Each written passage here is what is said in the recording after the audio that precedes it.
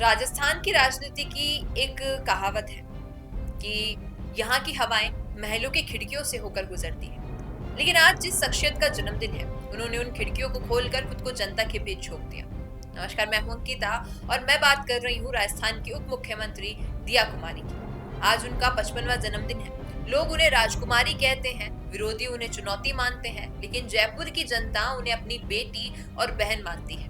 आखिर कैसे एक शाही घराने की इकलौती बेटी राजनीति के उबड़-खाबड़ रास्तों पर इतनी मजबूती से चल पड़ी? आज इस सफर की पूरी परतें खोलते हैं। कहानी शुरू होती है 30 जनवरी 1971 को। जयपुर के आखिरी महाराजा सवाई भवानी सिंह और महारानी पद्मिनी देवी के घर एक नन्ही परी ने जन्म लिया।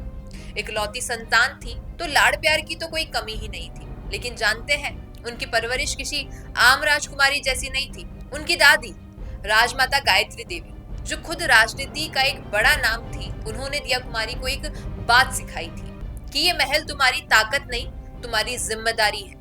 दिया कुमारी ने अपनी शुरुआती शिक्षा जयपुर और दिल्ली में की और फिर लंदन चली गई। वहां उन्होंने आर्ट डेकोरेशन का कोर्स किया। जो हाथ कभी पेंटिंग ब्रश पकड़ते थे, किसे पता था कि एक दिन वो राजस्थान का बजट लिखेंगे और सूबे की किस्मत की लकीरें संवारेंगे। अब बात करते हैं उस मोड़ की जिसने सबको चौंका दिया। साल 2013 जयपुर में नरेंद्र मोदी की एक बड़ी रैली थी। कयास लग रहे थे और तभी खबर आई दिया कुमारी बीजेपी में शामिल हो रही है। उस वक्त कई लोगों ने कहा, महल की बेटी है, 2 दिन धूप और धूल देखकर वापस लौट जाएगी। पार्टी ने उन्हें टिकट दिया सवाई माधोपुर से। चुनौती आसान नहीं थी। सामने थे किरोड़ी लाल मीणा, जिन्हें राजस्थान की राजनीति का चाणक्य कहा जाता है। कल्पना कीजिए, एक तरफ बरसों का तजुर्बा और दूसरी ओर एक नया चेहरा।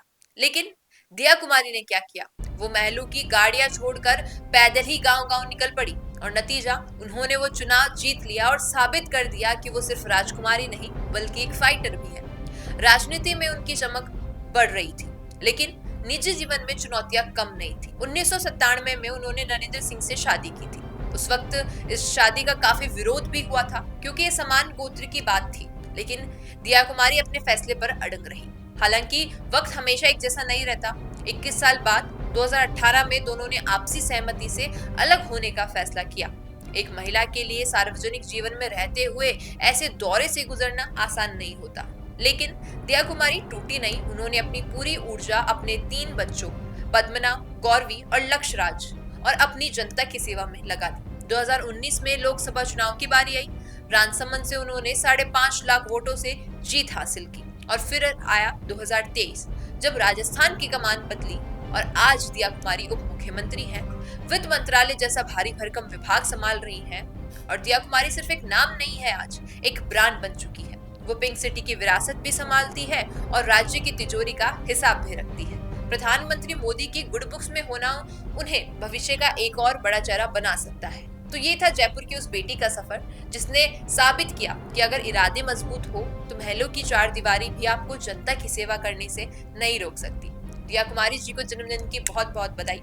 आप देखते रहिए द फैक्ट इंडिया। नमस्कार। रुकिए और जरा ध्यान से सुनिए। क्या आप हमारी इन खबरों से अपने व्यापार को भी बढ़ाना चाहते हैं?